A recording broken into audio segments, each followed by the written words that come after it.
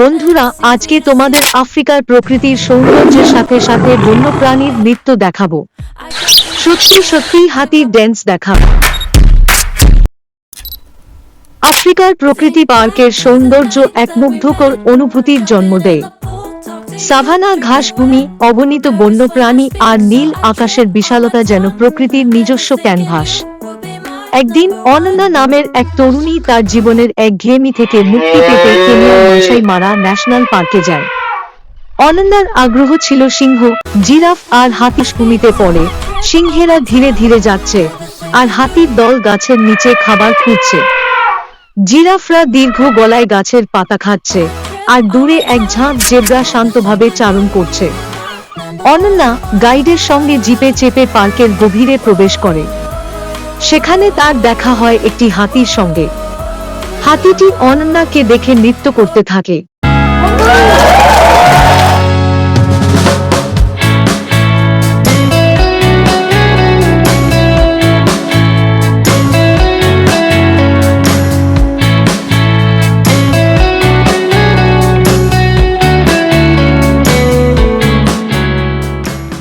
কি অপূর্ব সুন্দর নৃত্য করতে করতে হাতিটি যখন জিপের পাশ দিয়ে চলে যাচ্ছিল, তখন অনন্যা হেসে ওঠে।